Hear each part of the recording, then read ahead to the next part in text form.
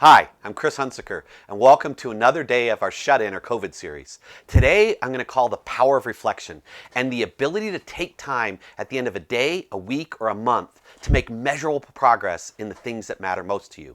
And I want to focus on two key areas that most of us really want to make progress in. The first is in our professional life. All of us have key goals that we really want to achieve, that we've struggled with, that have been harder, that in the past have been difficult for us to get over the hump and get done. And the second area is in our personal life. All of us have relationships that we want to be deeper, more intimate, have better connection, and just have less friction as we go through. And I want to share with you a reflection set of questions that you can use anytime to help make measurable progress in each of those two areas. Let me start with an example of how powerful this is and how it works. I was working with a client, and this was an arranged marriage where the owners of this business called me in to work with the business. And they didn't ask for me to be there. And they were a good organization, not a great organization. But good enough that they consistently scored well and did well. And I show up the first day, and the general manager, as well as everybody in the organization, really went out of their way to share with me how much they didn't need me. They didn't need a coach. They were doing just fine. And the more I engaged and questioned and worked with them, the deeper entrenched they were. Now, they were polite and professional, but they clearly communicated, we don't want you, we don't need you, and this is corporation that's sending you to us, and please go away. And I needed to find a way to help them understand that there was progress and they weren't making it, but they kind of got into this self-delusion. And I want you to see if you can hear in yourself any of what happened with this business. So I sat down with the owner and I said, here's the deal. Let me do this. I'm going to record, videotape your leadership team meeting. I'm just going to file it away, make some notes. What do you work on? I'm going to come back in July. I'm not going to bother you in February, March, April, May, or June. I'm going to leave you alone. I'll file a report. We'll say that we talked, and I'll call you on the phone. We'll check the boxes. We'll do everything to be compliant, but I won't interfere with you. Then in July, I want to come back, and I want to sit down and videotape your leadership team meeting again. And here's my promise. If you've cleared the deck of all the issues you were talking about in January, and there's a whole new set of issues you're dealing with in July, you got yourself a new 6 months. If, on the other hand, most of them are the same, then you and I have a conversation honestly about where you're really at and where you need to go. It's been my experience working with organizations over the last 25 years, the vast majority of organizations I work with, if I were to take their leadership or strategy meeting in January and play it again in December, about 80% of the issues still exist in December that were there in January, and then they just roll over to the next year, and the next year, and the next year. Now, that happens in our marriages, that happens with our children, and that happens in our organizations.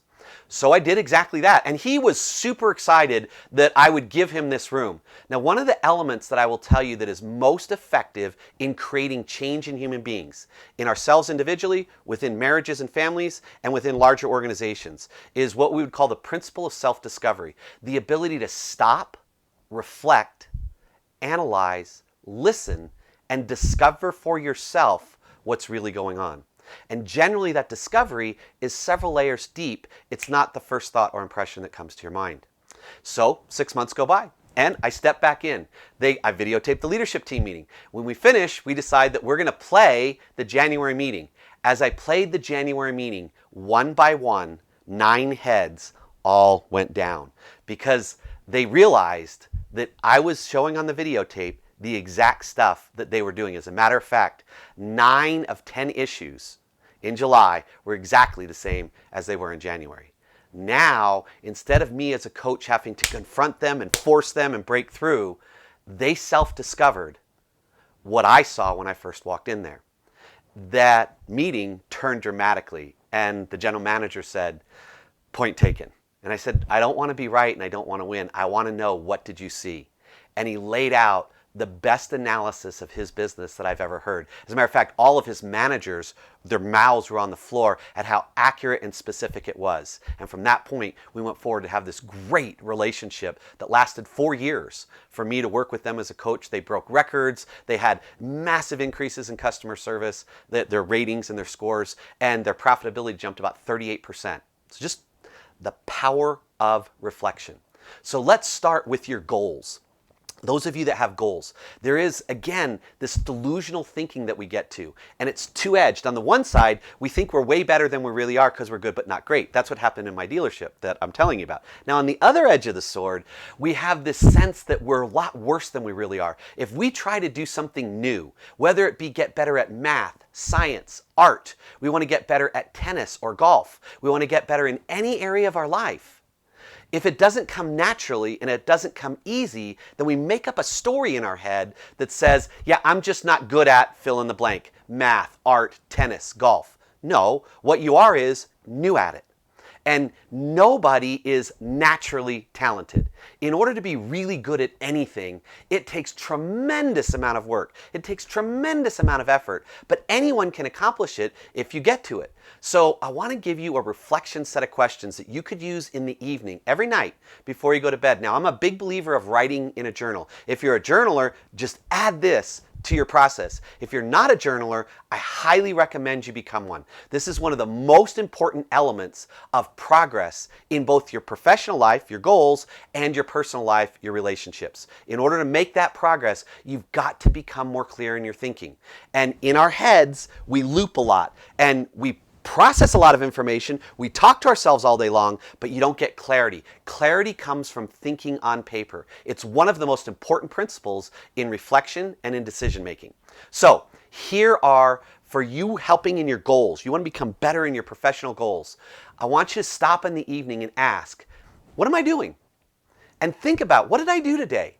And how is that working? So in my tennis, in my golf, as it relates to being patient, getting along better in my marriage and in my family, if it is trying to become better at my sales process, whatever it is that you're working on, what am I doing today? And how is it working? And start writing that down. Just that process. If you would do that every day for 30 days, you would make tremendous progress in every area that you're looking at. But you have to stop and reflect and write. And then my third question for making progress towards your goals. Am I using rules that worked in the past but don't fit now? Almost every peak performer will constantly challenge her assumptions of the world, her rules of what needs to happen, and look, are they suited to this new situation, to this new world? So imagine going through each day for 30 days. What am I doing today as it relates to my goal? How is it working as it relates to my goal? And am I using rules that worked in the past but don't fit right now? There is a principle in cognitive behavioral therapy called the ABC rule. A, antecedent, B, behavior, C, consequence. Just about all human behavior in any environment can function in that way. But we tend to focus on behavior. I did this or I didn't do this and I want to stop doing this. Or consequence. This bad thing keeps happening in my life. Rarely do we put all three together. And what you'll find is all of us have triggers. We have triggers that put us into flow state, into love state, into energy state, and we have triggers that put us into anxiety and depression and fear and anger. In other words, the A is a capital A. What is the antecedent? What comes before the behavior? Because there's always an antecedent and a trigger. Then, what's the behavior? What is the behavior that's happening that I want to stop doing or that I want to start doing that's going to help me achieve my goal? And then what's the consequence of that behavior? And again, if you can take a journal, and I'm talking 5 or 10 minutes in the evening, not an incredible amount of time, but stopping to reflect. We talk about how precious a day is, that time is the only resource that we have that we can never get back. Never waste a day without taking time to reflect on it. If your life is worth living, it's worth recording. And if you're going to spend a day, then spend a few minutes in reflection and ask yourself, what did I do? What was the antecedent of that behavior? What was the behavior that came out? And if I continue this behavior, what's the consequence tomorrow, next week, next month, next year? Now, let's shift from our behavioral goals, our professional goals, to our relationships.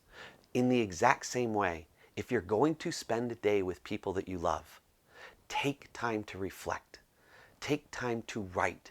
Remember, thinking on paper is so much more valuable. And I want to give you some powerful questions that I use as a coach. And if you were working one-on-one with me, these are questions we would ask. When you find conflict coming up in a relationship, because conflict is the enemy of intimacy.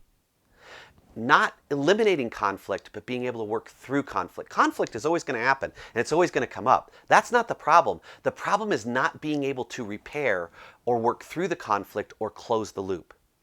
And so here's a few reflective questions I'd ask you to look about if you find friction in a relationship in your personal life or in your professional life. The first one, and I want you to really pay attention to this, and write this down. If you have a pen, jot these down. How am I complicit in creating the situation I say I don't want?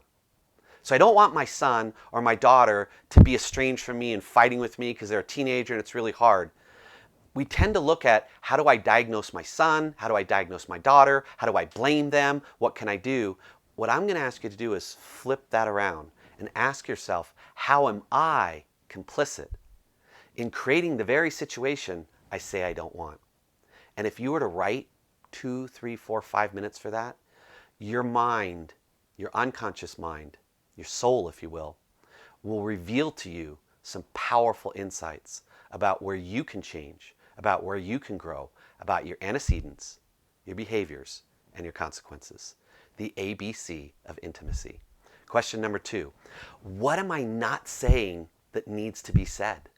I remember writing this down one night, and it was clear for me what I was not saying to my wife was, I'm sorry and I love you. Because we were fighting and we were upset and I wanted to blame her and I wanted to be right. I know that's shocking to anyone that a man would want to be right in an argument. But as I wrote that night, what came to me is, you know what I'm not saying? I'm not saying I'm sorry first. I would say I'm sorry second. If she said it to me first, then I'd say it second, but I wouldn't say it first.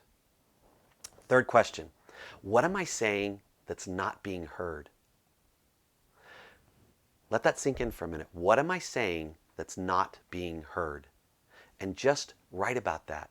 Jot a few thoughts down. And what you're going to find is that you might need to change the way you say it, the place that you say it, the timing that you say it, the manner that you say it, and the way you say it. Maybe it needs to be said with actions and not with words. Or maybe it needs to be said with words and not with actions.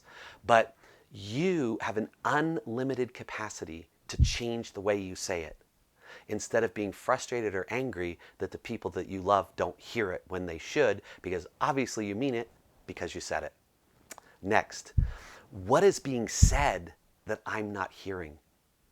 This was probably one of the most painful self-discovery processes for me, was how often my kids, when they were growing up, were telling me, Dad, you're hurting me. Dad, you're too angry. Dad, you're too intense. Dad, you're not patient enough. I couldn't hear it.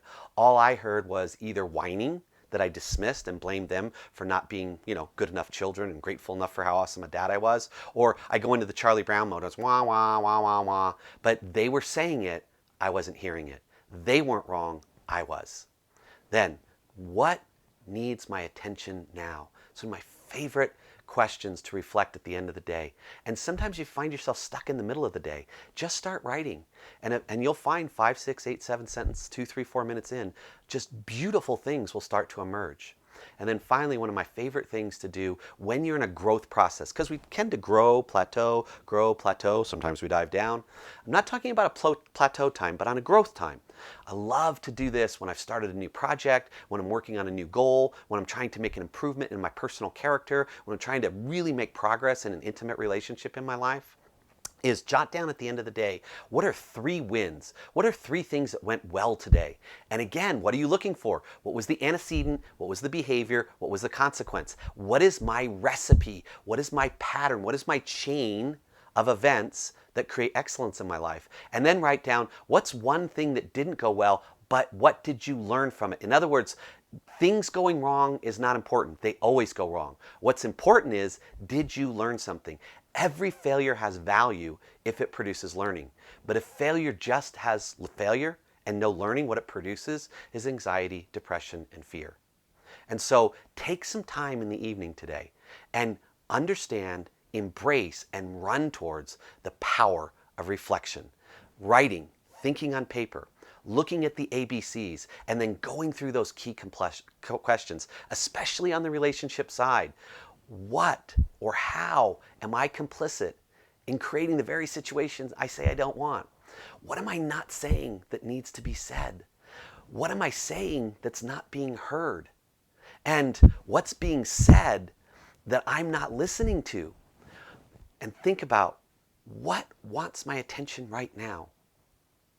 If you can ask yourself those questions, jot down 3 things that are working, jot down 1 thing that I learned. If you can take 10 minutes to put the power of reflection into your daily habit so that every day lived is a day looked at, examined, worked on, you get ROI for the time that you spent, and you constantly reflect on it.